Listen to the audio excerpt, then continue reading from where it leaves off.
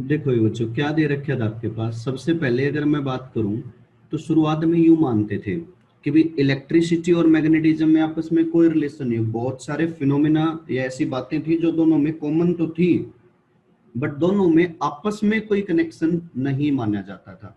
But ये जो धारणा थी ये सबसे पहले 1820 में ओरस्टिड ने, H.C. ओरस्टिड ने बाई चांस ही वो कोई एक्सपेरिमेंट कर रहा था जहां से उसे पता चला कि इलेक्ट्रिसिटी की मदद से मैग्नेटिज्म प्रोड्यूस किया जा सकता है, जो पिछली पूरी यूनिट हमने पढ़ी थी अच्छे से। फिर 1837 के आसपास की अगर हम बातें करें, और बीच में एक 1831 की बात थी जब फेराडे ने ऐसा देखा था, 1831। ये वो समय था जब फेराडे, गोस, एम्पियर, हर्ज, ये बहुत सारे साइंटिस्ट थे। इन्होंने प्रूव किया कि आप इलेक्ट्रिसिटी की मदद से मैग्नेटिज्म भी प्रोड्यूस कर सकते हो। फिर नियरली 1875 में मैक्सवेल आया। उसने तो ये कह दिया कि दोनों ही चीजें इक्विवेलेंट है। उसने इलेक्ट्रोमैग्नेटिक वेव के बारे में जानकारी दी थी, जो हम नेक्स्ट यूनिट पढ़ेंगे, इलेक्ट्रोमैग्नेटिक वेव। तो जो थर्ड यूनिट से अगर हम बात करें जहां इलेक्ट्रोमैग्नेटिज्म दोनों का आपस में कनेक्शन चला था, उसके अगर फादर फादर की बात करें तो डेट इज ओरस्टिड। ओरस्टिड की बात से स्टार्ट हुआ था। उसने इलेक्ट्रिसिटी से मैग्नेटिज्म प्रोड्यूस किया। फेराडे और इन्होंने क्या किया, मैग्नेटिज्म से मतलब इलेक्ट्रिसिटी प्रोड्यूस किया। और मैक्सवेल ने क्या बताया कि भाई ये तो आपस में ही इंटरकनेक्टेड, एक ही बात है दोनों की दोनों, जो इलेक्ट्रोमैग्नेटिक वेव में पढ़ोगे। देखोगे फेराडे का जो एक्सपेरिमेंट था, उस एक्सपेरिमेंट में वो क्या लेके चला, तीन बातें लिए। कोयल ली, क्लोज लूप लेके चले, दिस इज द कोयल। एक गैल्वेनोमीटर लिया, ये गैल्वेनोमीटर कनेक्ट कर रखे हैं, और एक मैग्नेट लिया, बार मैग्नेट लेके चला। उसने पहले देखा अगर मैग्नेट रेस्ट पे है अपनी कॉइल के रिस्पेक्ट में, तो गैल्वेनोमीटर में कोई डिफ्लेक्शन नहीं है, मतलब किसी प्रकार का कोई करंट अपने सर्किट में नहीं है। फिर उसने क्या देखा, अगर मैग्नेट को आप मूव करवाते हो with respect to coil, move towards the coil लेके आओ या अवे लेके जाओ, स्पीड को कम ज्यादा करके देखें, ये सारे एक्सपेरिमेंट उसने करके देखे। तो उसने देखा कि अगर मैग्नेट को कॉइल की तरफ लेके आ रहे हो तो गैल्वेनोमीटर डिफ्लेक्शन शो कर रहा है। अब गैल्वेनोमीटर डिफ्लेक्शन तो तभी करेगा ना जब कोई करंट इसमें आया हो, तो डेफिनेटली इसमें कोई ना कोई करंट आया है। उस करंट का नाम रखा गया इंड्यूस्ड करंट। अब करंट आया है तो पक्का पोटेंशियल डिफरेंस क्रिएट हुआ होगा। बिना पोटेंशियल डिफरेंस तो करंट आता नहीं है। वो जो पोटेंशियल डिफरेंस या ईएमएफ जो इंड्यूस होता है उसको बोल देते हैं इंड्यूस्ड ईएमएफ। एक इंड्यूस्ड करंट और एक इंड्यूस्ड ईएमएफ मैग्नेट के मोशन की वजह से। उसने क्या देखा कि स्पीड ऑफ मैग्नेट को अगर बढ़ा दिया जाए तो अमाउंट ऑफ डिफ्लेक्शन बढ़ जाती है, स्पीड को घटा दिया जाए तो अमाउंट ऑफ डिफ्लेक्शन घट जाती है। ये बात ऑब्जर्व की उसने। अगली बात क्या ऑब्जर्व की कि direction of motion of magnet, मतलब नॉर्थ को इसकी तरफ लेके जा रहे थे, नॉर्थ को दूर ले जाओगे तो पहले मान लो राइट साइड डिफ्लेक्ट कर रहा था, तो फिर क्या करने लग जाएगा, लेफ्ट साइड डिफ्लेक्ट करने लग जाएगा। साउथ को इसके तरफ ले आओ या नॉर्थ साउथ को दूर ले जाओ। तो ये सारी बातें करके देखी, तो उसकी ये सारी बातें निकल के आई। क्या सारी बातें करके देखी, मैग्नेट के नॉर्थ पोल को कोयल की तरफ लेके आया, नॉर्थ को दूर लेके गया, साउथ को इसके नजदीक लेके आया, साउथ को दूर लेके गया। इन सब बातों में उसने देखा कि गैल्वेनोमीटर डिफ्लेक्ट करने लग रहा है। डिफ्लेक्ट तभी करेगा जब करंट आएगा, करंट तभी आएगा जब ईएमएफ मतलब पोटेंशियल डिफरेंस क्रिएट हुआ होगा। उस पोटेंशियल डिफरेंस को बोल देते हैं इंड्यूस्ड ईएमएफ, उस करंट को बोल देते हैं इंड्यूस्ड करंट। उम्मीद करता हूं कि यहां तक की बात आप समझ गए होगे बच्चों। क्या बात थी, अब की बार क्या था कि अगर क्या है कारण इंड्यूस्ड ईएमएफ का, तो हमने क्या देखा, जब मैग्नेटिक रेस्ट पे है तो जितनी भी इसमें से मैग्नेटिक फील्ड लाइन पास हो रही है और जो कोयल में से जाएंगी वो लगभग सेम है। तो मतलब जो number of magnetic field line link होने लग रही है, लिंक्ड है, मतलब पास होने लग रही है अपनी कोयल से, वो कांस्टेंट, मैग्नेटिक फ्लक्स कांस्टेंट। इसका मतलब यहाँ पे कोई इंड्यूस्ड ईएमएफ भी नहीं आया था जब मैग्नेट को मूव करवा रहे थे, आइदर टुवर्ड्स द कोइल और अवे फ्रॉम द कोइल। तब हमने क्या देखेंगे कि भी नजदीक जाएगा तो number of magnetic field line जो पास होंगी वो ज्यादा है, और दूर लेके जाओगे तो वो कम, मतलब number of magnetic field lines जो कोयल में से पास हो रही थी वो चेंज होंगी। हम दूसरे शब्दों में कह सकते हैं कि मैग्नेटिक फ्लक्स चेंज होगा, तो ईएमएफ भी इंड्यूस होने लग रहा था। तो इन ऑब्जर्वेशन से आप ये बोल सकते हो कि ईएमएफ इंड्यूस तब होगा जब मैग्नेटिक फ्लक्स जो कोयल का है वो चेंज होता हो। तो चेंज इन मैग्नेटिक फ्लक्स की वजह से ईएमएफ इंड्यूस होता है। अपने टॉपिक का नाम है इंड्यूस्ड ईएमएफ। हमें ईएमएफ इंड्यूस करना है due to change in area, area में चेंज की वजह से।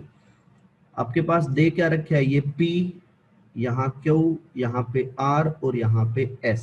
ये P Q R S एक स्ट्रेट वायर थी जिसको U शेप में चेंज कर रखा है, जिसकी ये जो QR साइड है ये L है, या यूं कह दो इसी के ऊपर एक मूवेबल आर्म है AB। ये कंडक्टिंग रोड है AB, जिसकी लेंथ लेके चले हो आप L। इनिशियली ये X डिस्टेंस पे रखी थी यहाँ R पॉइंट से, या QR से इसकी डिस्टेंस थी X। इस रीजन में इनवर्ट डायरेक्शन में मैग्नेटिक फील्ड है। तो आपका इनिशियल एरिया क्या था, इसका एरिया निकाल लो, AQRB। तो इनिशियल एरिया आएगा लेंथ इंटू ब्रेथ, लेंथ है L और ब्रेथ है X, तो इनिशियल एरिया हो गया L इंटू X। अपने डेल्टा T टाइम बाद इस रोड को AB से A डैश B डैश पे मूव करवा दिया, तो ये लेंथ जो X थी वो अब X प्लस डेल्टा X हो जाएगी। तो फाइनल एरिया क्या आएगा L, रोड की लेंथ तो सेम रहेगी, और ये जो X की जगह पे क्या आ गया X plus delta X। L को अंदर मल्टीप्लाई करोगे तो LX plus L delta X। तो ये आया आपका फाइनल एरिया, इसका नाम रख दो A2। इंड्यूस्ड ईएमएफ क्या होता है, minus D phi by D T. अब फ्लक्स में चेंज आया किसकी वजह से है, एरिया की वजह से। यहाँ पे फ्लक्स की अगर हम बात करते तो फ्लक्स क्या होना था, मैग्नेटिक फील्ड इंटू एरिया। अगर मैं इनिशियल फ्लक्स की बात करता तो magnetic field into area E1, final flux की बात करते तो magnetic field into final area. Change in flux क्या आता, फाइनल माइनस इनिशियल करते तो B A2 माइनस A1, ये आना था आपके पास चेंज इन फ्लक्स। तो वही चेंज इन फ्लक्स लिख दिया B A2 minus A1 by delta T। ये था A2। इस A2 में से A1 LX घटाओगे तो LX से तो LX कैंसिल हो जाएगा, चेंज इन एरिया आया है L इंटू डेल्टा X। ये रहा L और ये रहा डेल्टा X। अब सबको पता है delta X by delta T rate of change of distance with time, speed होता है, तो इसकी जगह पे रख दिया V। तो आपका इंड्यूस्ड ईएमएफ आया माइनस BVL। ये इंड्यूस्ड ईएमएफ है due to change in area. Area को चेंज करो तो उससे ईएमएफ फ्लक्स बदलेगा, फ्लक्स बदलेगा तो ईएमएफ आएगा। तो इसमें हम लोगों से पूछा जा सकता था कि भाई देखो पहला रिजल्ट तो आया आपके पास इंड्यूस्ड ईएमएफ, इंड्यूस्ड ईएमएफ आया माइनस BVL। बोलते कि इंड्यूस्ड करंट बताइए क्या आएगा, तो हमें अच्छे से पता है जो इंड्यूस्ड करंट होगा that induced current equals to, current होता है इंड्यूस्ड ईएमएफ बाय रेजिस्टेंस। तो अब इंड्यूस्ड ईएमएफ कितने के बराबर है, माइनस BVL, रेजिस्टेंस किसके बराबर, R के बराबर। आपसे पूछ लेता कि भाई इसमें पावर कितनी चाहिएगी इस रोड को मूव करवाने के लिए, ये भी हमने पढ़ रखा है। पावर सुना होगा P इक्वल्स टू VI के बराबर आता है, या I स्क्वायर इंटू R भी कर सकते हो। V मतलब EMF, EMF अगर हम बात करें तो दैट इज BVL, और I की बात करें तो that is BVL by R। Minus वाली बातों को चाहे भूल जाओ एक बार, B से B हो गया B स्क्वायर, V से V हो गया V स्क्वायर, L से L हो गया L square by resistance, this is the power. आप लोगों से ये भी पूछ सकता था इस रोड को मूव करवाने के लिए फोर्स कितना लगाना पड़ेगा, तो आपको पता है एक बात का, पावर जो बाहर से लगाते हो फोर्स इंटू वेलोसिटी के बराबर भी होती है। तो यहाँ से फोर्स निकालता तो पावर बाय वेलोसिटी, तो फोर्स पावर ये रहा, इसको वेलोसिटी से डिवाइड करोगे तो एक वेलोसिटी कैंसिल हो जाएगा, तो क्या आएगा हमारे पास B square V L square by R। Force required to move the rod, जो पावर खर्च होगी वो, जो इंड्यूस्ड करंट आएगा वो, और जो इंड्यूस्ड ईएमएफ है, ये चारों के चारों रिजल्ट इंपॉर्टेंट हैं। तो आप इसमें लिख सकते हो the direction of induced EMF या डायरेक्शन ऑफ इंड्यूस्ड करंट, वो direction Fleming right hand rule से दी जाती है। Fleming's right hand rule. उम्मीद है कि फ्लेमिंग राइट हैंड रूल तो सबको ही पता होगा। टॉपिक का नाम है मोशनल ईएमएफ। मोशनल का मतलब मोशन और उससे ईएमएफ का इंड्यूस होना। जब कभी भी किसी रोड को यूनिफॉर्म मैग्नेटिक फील्ड में आप मूव करवाते हो तो उसके दोनों टर्मिनल्स के अक्रॉस पोटेंशियल डिफरेंस मतलब ईएमएफ आ जाता है। आपको वो ईएमएफ फाइंड आउट करना है। पहले तो कंसेप्ट समझाते हैं कि ईएमएफ आएगा क्यों। देखो मान लो ये आपके पास एक रोड होगी, इस रोड को मैं v वेलोसिटी से मूव करवा रहा हूं और इस रीजन में इनवर्ड डायरेक्शन में मैग्नेटिक फील्ड है। तो रोड को राइट साइड जैसे लेके जा रहे हैं, तो रोड अगर राइट साइड जा रही है तो रोड कंडक्टिंग है तो उसके पास इलेक्ट्रॉन्स हैं, इलेक्ट्रॉन्स भी राइट साइड जाएंगे। और जब कभी भी मैग्नेटिक फील्ड में कोई भी चार्ज्ड पार्टिकल मूव करता है तो चार्ज्ड पार्टिकल अगर मूव करेगा तो दैट विल एक्सपीरियंस फोर्स। वो फोर्स क्या करेगा, एक्सपीरियंस। और वो फोर्स किस डायरेक्शन में लगेगा, उसमें आप Fleming left hand rule apply कर सकते हो, एफ बी आई। बी यहां इनवर्ट डायरेक्शन में है, आई जिस साइड इलेक्ट्रॉन जा रहे हैं मतलब रोड जा रही है उसके अपोजिट साइड। तो आप अपनी लेफ्ट हैंड को ऐसा करके देख सकते हो, जो फर्स्ट फिंगर है उसको बिल्कुल इनवर्ट डायरेक्शन में स्क्रीन की साइड, और लेफ्ट साइड रखो अपनी मिडल फिंगर। लेफ्ट क्यों, क्योंकि इलेक्ट्रॉन्स राइट जा रहे हैं तो करंट उनके अपोजिट होता है। तो आप बड़े अच्छे से देख पाओगे कि जो फोर्स आया, जो थंब आया, वो डाउनवर्ड डायरेक्शन में आया। मतलब इस रोड के जितने भी इलेक्ट्रॉन्स हैं वो सारे इलेक्ट्रॉन्स नीचे की साइड फोर्स एक्सपीरियंस करेंगे, मैग्नेटिक फोर्स डाउनवर्ड डायरेक्शन में। तो नीचे वाले टर्मिनल की तरफ इलेक्ट्रॉन आ जाएंगे तो नीचे वाला टर्मिनल हो जाएगा नेगेटिव।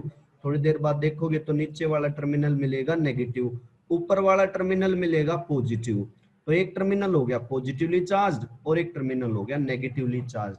इसी को तो ईएमएफ बोलते हैं, पोटेंशियल डिफरेंस बोलते हैं।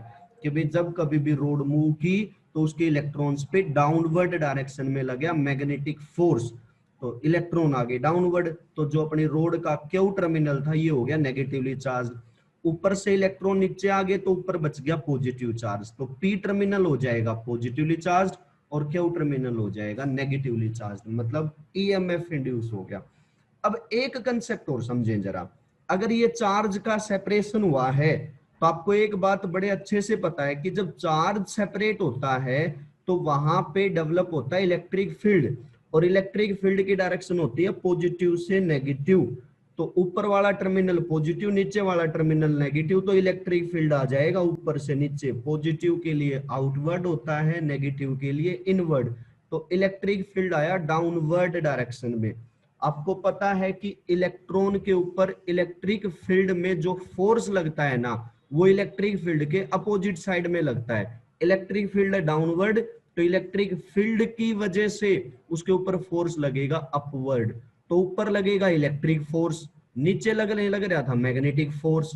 एक स्टेज ऐसी आएगी जहां पे दोनों फोर्स आपस में बैलेंस कर लेंगे, जहां पे दोनों फोर्स आपस में बैलेंस कर लेंगे। जहां बैलेंस करके उस दौरान के ईएमएफ को बोल देंगे इंड्यूस्ड ईएमएफ, उसकी वैल्यू आ जाएगी वहां से। अब आपको इलेक्ट्रिक फील्ड पता है, इलेक्ट्रिक फील्ड ई है तो उसकी वजह से फोर्स लगता है क्यू ई। और आपको मैग्नेटिक फोर्स भी पता है, मैग्नेटिक फोर्स होता है Q V B sine theta, but यहाँ पे परपेंडिकुलर डायरेक्शन है मैग्नेटिक फील्ड और वेलोसिटी में, तो साइन 91। तो ये आया इलेक्ट्रिक फोर्स, ये आया मैग्नेटिक फोर्स।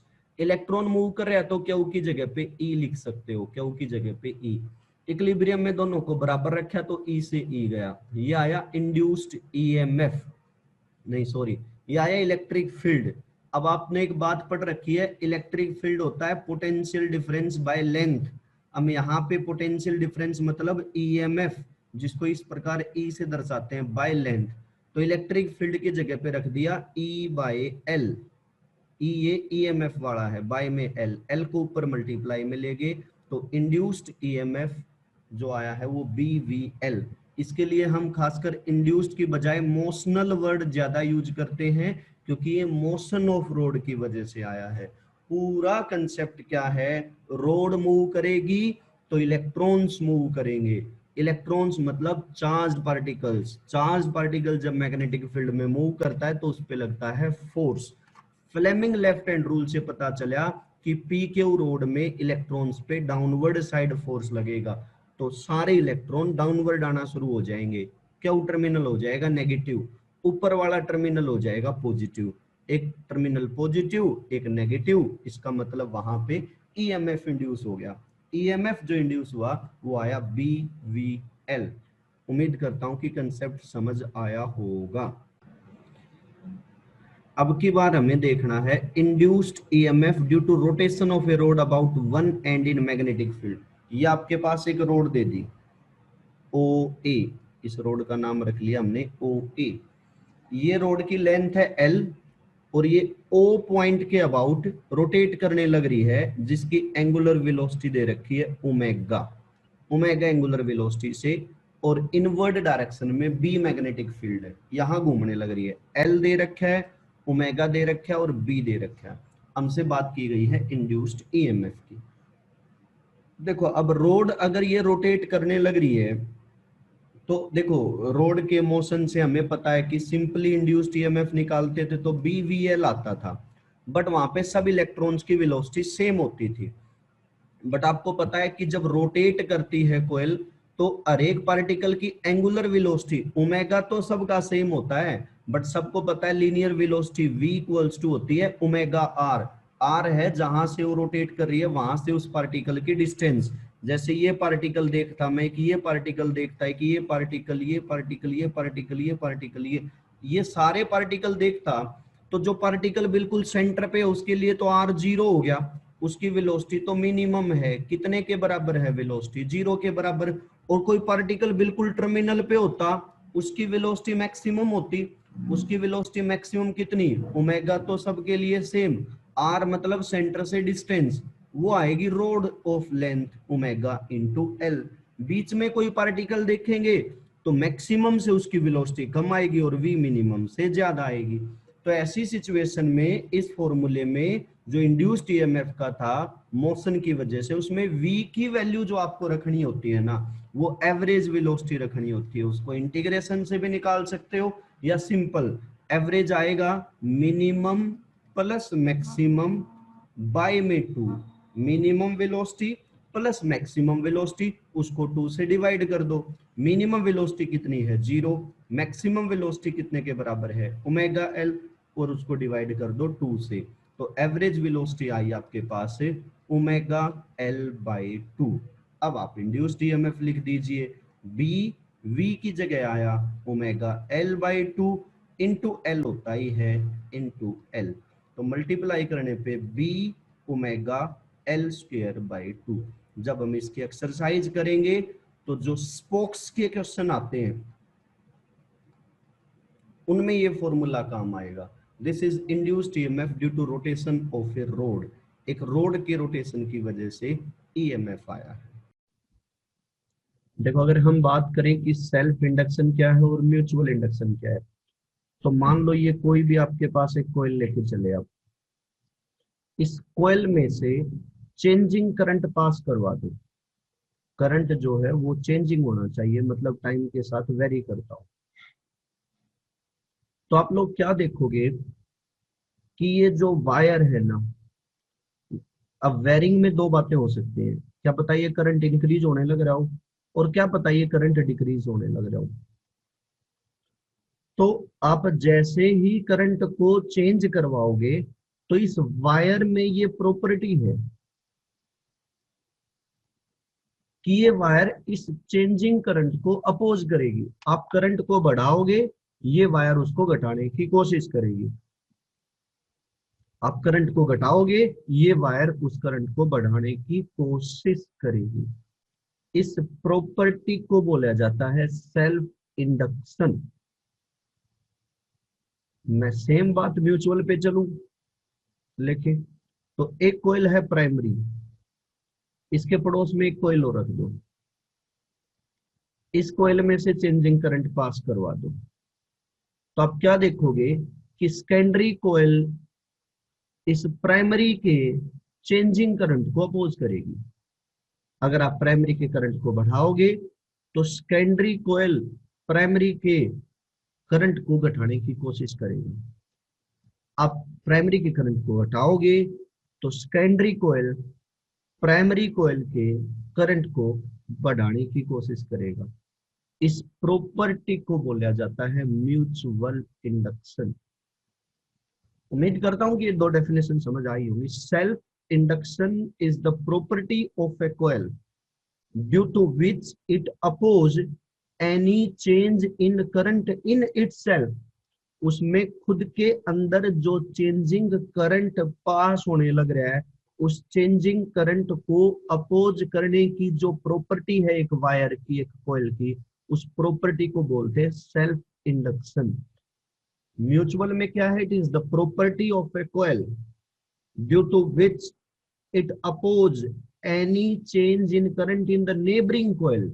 सेकेंडरी ने अपोज किया था प्राइमरी के चेंजिंग करंट को, तो ये प्रॉपर्टी है सेकेंडरी की। तो it is the property of a coil due to which it oppose, ये अपोज करेगी चेंजिंग करंट को इसके पड़ोस में रखी कॉइल को, मतलब प्राइमरी कॉइल में जो करंट बदलेगा। This is the definition of self induction and mutual induction. ये इनकी पहली डेफिनेशन है। हम सेल्फ इंडक्शन की दूसरी डेफिनेशन की बात करते हैं। पहली definition in terms of property हमने डिफाइन किया था। आप दूसरे हिसाब से इसको एज ए फिनोमेना भी समझ सकते हो। आपने इसमें से चेंजिंग करंट पास करवाया, आपको पता है करंट चेंज होगा तो मैग्नेटिक फील्ड भी चेंज होगा, मैग्नेटिक फील्ड चेंज होगा तो फ्लक्स चेंज होगा, और जब फ्लक्स चेंज होता है तो ईएमएफ इंड्यूस्ड होता है। ईएमएफ इंड्यूस हुआ है, इस फिनोमेना को बोल देते हैं self induction. It is the phenomena due to which EMF is induced in a coil due to changing current in it. एक वायर में से चेंजिंग करंट पास करवाओ तो उसी वायर में ईएमएफ इंड्यूस हो जाता है। इस फिनोमेना को बोलते हैं सेल्फ इंडक्शन। दूसरे में आ भी गया सर। ऐसी एक डेफिनेशन आप लेके आ सकते थे कि भी what do you mean by mutual induction. आपको क्या करना था? प्राइमरी कोयल का करंट चेंजिंग था, प्राइमरी का करंट बदलेगा तो प्राइमरी का मैग्नेटिक फील्ड भी बदलेगा, प्राइमरी के मैग्नेटिक फील्ड से सेकेंडरी का फ्लक्स बदलेगा, सेकेंडरी का फ्लक्स बदलेगा तो सेकेंडरी में ईएमएफ इंड्यूस होगा। इसको बोला जाता है mutual induction. Mutual induction is the phenomena of induced EMF in a coil due to changing current in the neighbouring coil. पिछली बार मैंने इसको डिफाइन किया था इन टर्म्स ऑफ प्रॉपर्टी, अब की बार मैंने सेम बात को डिफाइन किया है एज ए फिनोमेना, कि सेल्फ इंडक्शन वो फिनोमेना है जिसकी वजह से ईएमएफ इंड्यूस होगा एक कोयल में, जब उसी में से चेंजिंग करंट पास करवाओगे। तो म्यूचुअल इंडक्शन एक फिनोमेना है जिसकी वजह से एक कोयल में ईएमएफ इंड्यूस होगा due to changing current in the neighboring coil. These are the two definitions of self-induction and two definitions of mutual induction. Self inductance को डिफाइन करें तो हमें एक बात पता है, जो फ्लक्स है वो डिपेंड करता है करंट पे, कि करंट कितना चेंजिंग पास होने लग रहा है। प्रोपोर्शनलिटी के साइन को हटाओगे तो कोई कांस्टेंट आएगा, वो कांस्टेंट आता है एल। इस एल को बोला जाता है कोफिशिएंट ऑफ सेल्फ इंडक्शन, या फिर सेल्फ इंडक्टेंस भी बोल देते हैं। एक तो ये, एक हमने इंड्यूस्ड ईएमएफ का मैग्नीट्यूड पढ़ा था D phi by D T, minus का साइन लेंज लॉ के अकॉर्डिंग आ गया था, जिसने डायरेक्शन ऑफ इंड्यूस्ड करंट की बात की थी। तो यहां से अगर मैं लेके चलता तो minus D by D T, तो यूं का यूं फाई आया है एल आई के बराबर। एल को बाहर निकाल दो, ब्रैकेट में रह गया D I by D T.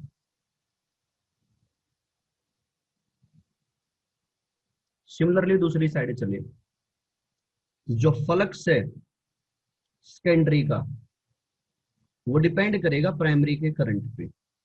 Primary का करंट ज्यादा तो सेकेंडरी का फ्लक्स भी ज्यादा। प्रोपोर्शनलिटी के साइन को हटाओगे तो एक कांस्टेंट आता है, कांस्टेंट आता है एम। इस एम को बोलते हैं कोफिशिएंट ऑफ म्यूचुअल इंडक्शन या फिर म्यूचुअल इंडक्टेंस। यहीं से अगर हम निकालने की कोशिश करते इंड्यूस्ड ईएमएफ, तो इंड्यूस्ड ईएमएफ होता है minus D phi by D T. Minus के साइन को ना भी लगाओ तो काम चल जाएगा। यहाँ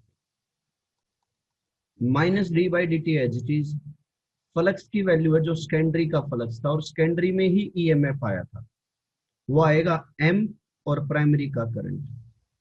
एम को हम बाहर निकाल लें तो सेकेंडरी का जो इंड्यूस्ड ईएमएफ है वो minus M D I P by D T के बराबर आया। अब मैं यहाँ से 4 डेफिनेशन आपके सामने लेके आ रहा हूँ, तो उम्मीद करूंगा कि ध्यान से समझोगे। इस एल को डिफाइन करना है एक तो इक्वेशन नंबर 1 से, एक एल को डिफाइन करना है इक्वेशन नंबर 2 से। सिमिलरली यहाँ एम को डिफाइन करना है इक्वेशन नंबर 3 से, एम को डिफाइन करना है इक्वेशन नंबर 4 से। फर्स्ट से बात करते हैं।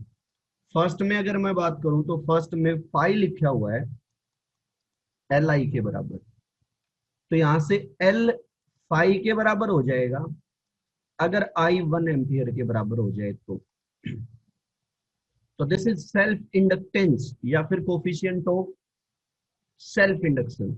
डेफिनेशन क्या है? The coefficient of self induction is the flux of the coil when unit current passing through it. ये आपके पास एक कोयल के फ्लक्स के बराबर होगा जब उस कोयल में से यूनिट करंट पास होने लग रहा हो। This is called self inductance या फिर coefficient of self induction.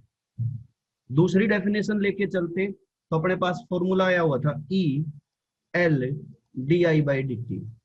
Minus का साइन सिर्फ इंड्यूस्ड करंट की डायरेक्शन को दर्शाने के काम आता है, हम डेफिनेशन में उसको कंसीडर नहीं कर रहे। तो यहाँ पे एल ईएमएफ के बराबर होगा। कब होगा ईएमएफ के बराबर? अगर D I by D T 1 के बराबर हो जाए तो 1 एम्पियर पर सेकेंड। मैं दोनों को फिर डिफाइन करने की कोशिश करता हूँ, अड़का अड़का सा समझ आया होगा कि एक तो इन definition in terms of flux, एक definition in terms of EMF, एक एल की डेफिनेशन फ्लक्स की टर्म्स में है, एक ईएमएफ की। तो the self inductance is flux when current is unity, self inductance is EMF when rate of change of current is unity. ये flux के बराबर तब होगा जब उस कोयल का करंट 1 एम्पियर हो। ये ईएमएफ के बराबर तब कहलाएगा जब आपके पास rate of change of current 1 ampere per second हो। ऐसे ही आप 2 डेफिनेशन लेके आ सकते थे एम की, एक definition in terms of flux, एक definition in terms of EMF. कैसे आता? हमारे पास आया हुआ था कि जो सेकेंडरी का फ्लक्स है that is M into primary का करंट। तो आप एम को मतलब कोफिशिएंट ऑफ म्यूचुअल इंडक्टेंस को फ्लक्स ऑफ सेकेंडरी के बराबर कहोगे जब प्राइमरी में करंट 1 एम्पियर के बराबर हो। तो डेफिनेशन क्या है? The coefficient of mutual induction is the magnetic flux of the coil when unit current passing through the neighbouring coil. एक कोयल के फ्लक्स के बराबर होगा जब पड़ोस वाली कोयल का करंट 1 एम्पियर हो। ये तो इन टर्म्स ऑफ फ्लक्स होगी डेफिनेशन।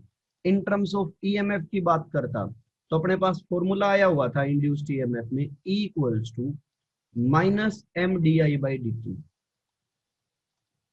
ईएमएफ था सेकेंडरी का, करंट था प्राइमरी का, माइनस का साइन सिर्फ डायरेक्शन के लिए था, तो डेफिनेशन निकालते समय आप इसको इग्नोर कर सकते हो। यहां से एम इंड्यूस्ड ईएमएफ के बराबर होगा अगर D I P by D T 1 ampere per second के बराबर हो। मतलब क्या है आप जरा समझने की कोशिश करें तो भाई, इन terms of flux the coefficient of mutual induction is the flux of secondary coil when unit current passing through the primary coil. In terms of EMF, the coefficient of mutual induction is the induced EMF when the rate of change of current in the primary is unity. जब primary का rate of change of current unity होता है तो EMF के बराबर है, जब primary का करंट 1 एम्पियर के बराबर होता है ये सेकेंडरी के फ्लक्स के बराबर है। ये 4 डेफिनेशन एक जैसी ही है, ज्यादा फर्क नहीं है। उम्मीद करता हूं कि समझ आई होगी। आज हम कैलकुलेशन करने जा रहे हैं सेल्फ इंडक्टेंस, अलग अलग केसेस के लिए। पहले self inductance of a coil, सब में आप देखोगे सेम स्टेप चलेंगे, बिल्कुल एज इट इज। फिर हम निकालेंगे सेल्फ इंडक्टेंस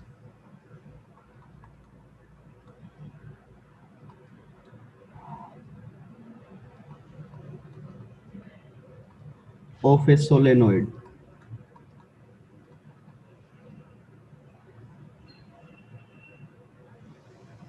फिर हम कैलकुलेट करेंगे म्यूचुअल इंडक्टेंस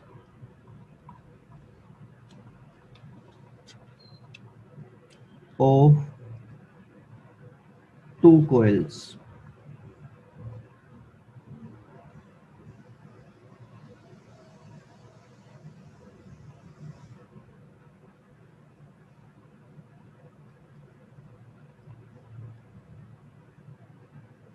फिर हम निकालेंगे म्यूचुअल इंडक्टेंस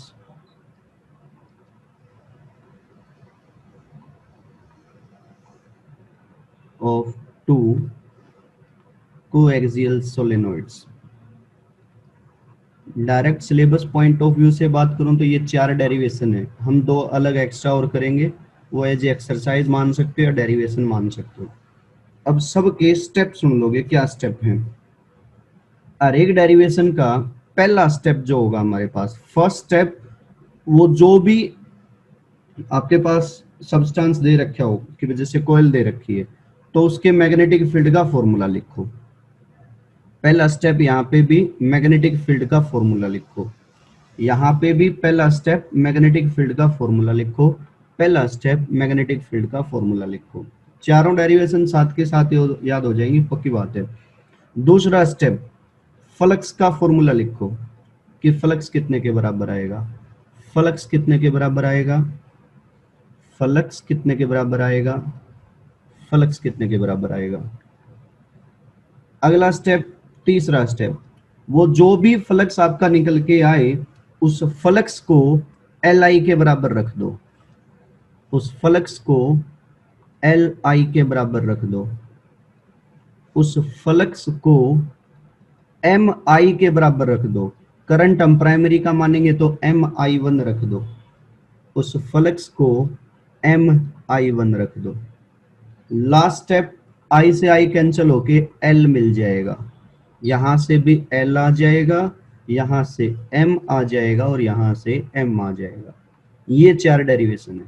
अब बस ये एक तरह से फिल इन द ब्लैंक्स हो गए, ये आपको भरने हैं। अब समझो जरा इन तीनों चारों स्टेप्स पे क्या क्या आना है। आपके पास फर्स्ट केस में दे रखी होगी एक सर्कुलर कोयल, और सर्कुलर कोयल की रेडियस मान लो r के बराबर है, उसमें नंबर ऑफ टर्न n के बराबर है, और उसमें I करंट फ्लो कर रहे हैं। तो आपको पता है सेंटर पे मैग्नेटिक फील्ड का फॉर्मूला म्यू नॉट Ni/2r।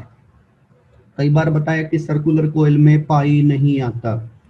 इस साइड फिर चलेंगे तो self inductance of a solenoid mu naught Ni, यहाँ पे जो n लेते हो ये number of turn per unit length होता है, number of turns per unit length, ये ध्यान रखना जरूरी है इसमें।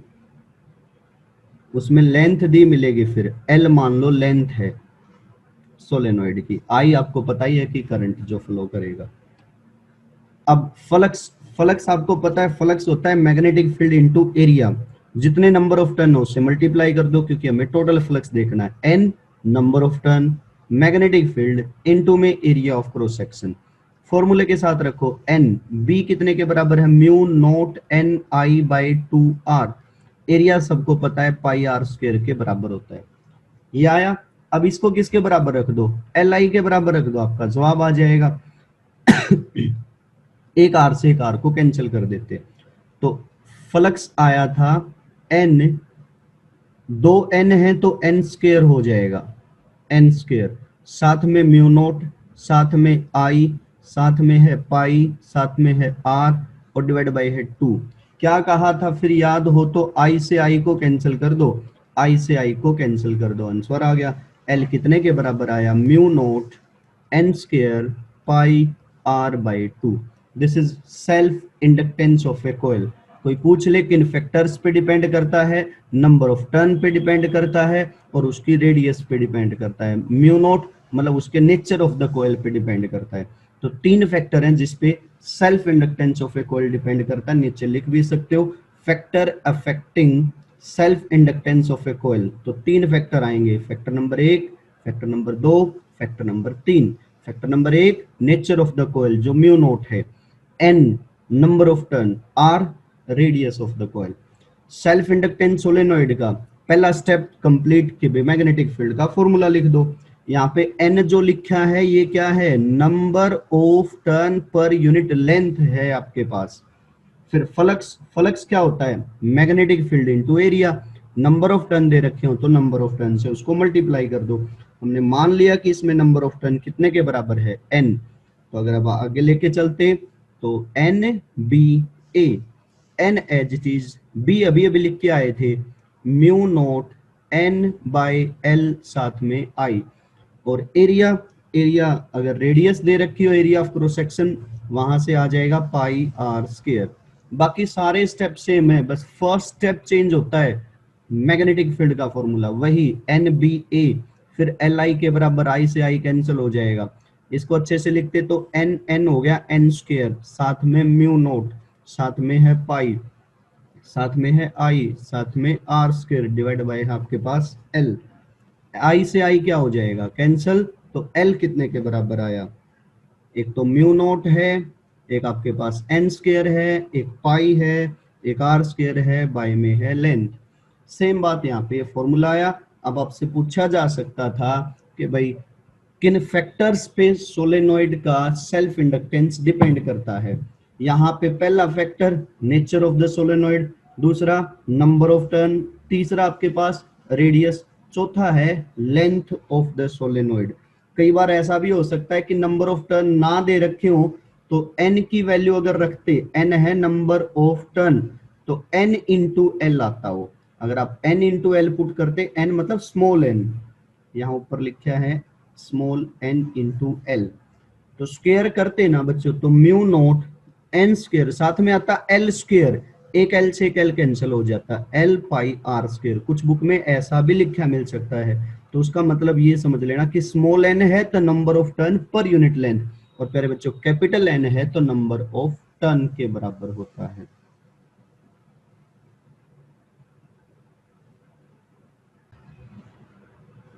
तो अब दो कॉइल दे रखी है, मान लो एक कॉइल ये होगी आपके पास और एक कॉइल ये, दोनों की दोनों कंसेंट्रिक हैं, मतलब दोनों का सेंटर सेम जगह पे है, मान लो ओ पे है सेंटर। इनकी अगर हम रेडियस की बात करें तो एक बाहर वाली को मान लो कोयल 1 बोल देते हैं, उसकी रेडियस होगी R1। दूसरे वाली को 2 बोल देते हैं, उसकी रेडियस होगी आपके पास R2। पहले वाली में नंबर ऑफ टर्न है N1, दूसरे वाली में नंबर ऑफ टर्न है N2। बाहर वाली में मान लो करंट फ्लो कर रहा है और उसमें करंट मान लिया I1 के बराबर है। तो अब आपको क्या देखना है, मैग्नेटिक फील्ड देखना है B1, इसके सेंटर पे कितने के बराबर आएगा।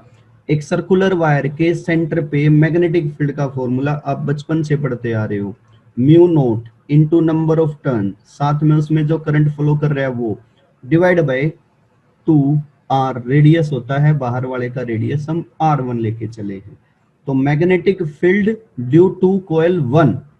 अब फ्लक्स देखना है, फ्लक्स क्या होगा भाई, नंबर ऑफ टर्न। फ्लक्स किसका देखना है, सेकेंडरी का। सेकेंडरी में नंबर ऑफ टर्न कितने हैं, N2।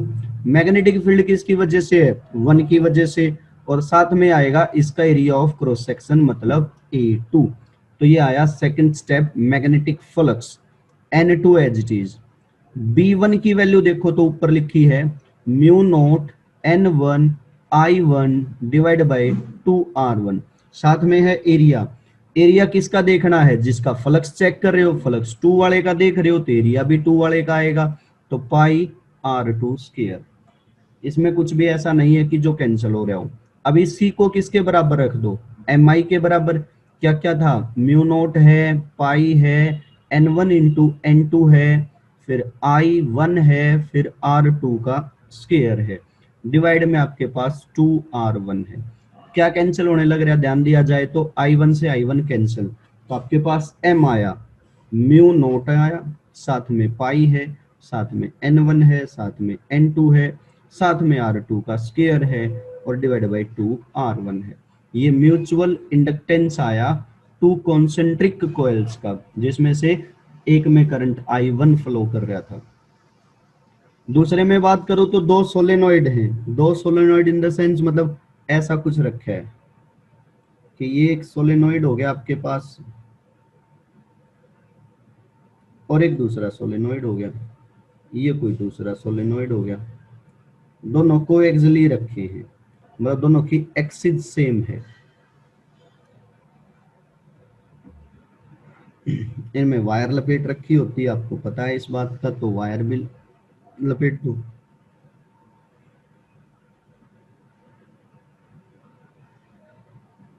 छोटे वाले पे भी एक वायर लपेट देना।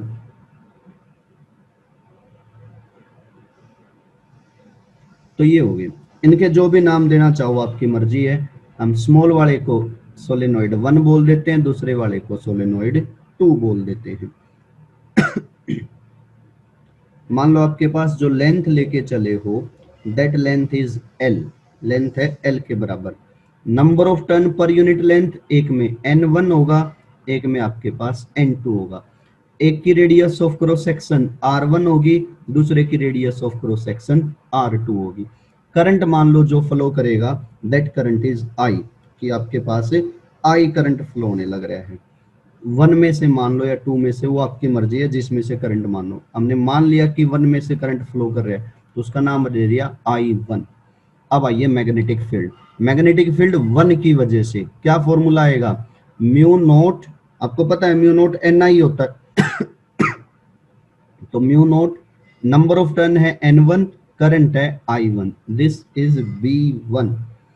फ्लक्स की बात करो तो फ्लक्स किसके बराबर था, नंबर ऑफ टर्न। अब प्राइमरी का करंट है तो फ्लक्स सेकेंडरी का होगा, तो नंबर ऑफ टर्न भी सेकेंडरी के लेने हैं। मैग्नेटिक फील्ड 1 का, और जो आपके पास करंट फ्लो कर रहा है दैट इज, वो आपकी मर्जी है कि आप जिसके अंदर करंट लेके चलो, मैग्नेटिक फील्ड हमेशा उसी का लेना है, ये बात ध्यान रखनी है। जिसका फ्लक्स लेके चलो, नंबर ऑफ टर्न उसी के और एरिया ऑफ क्रॉस सेक्शन भी उसी का। अक्सर गड़बड़ इसी में करते हैं, करंट और फील्ड सेम का लेना है और फ्लक्स दूसरे का, जिसको समझाते समय मैंने सेकेंडरी नाम दिया था, N2B1A2, N2 as it is.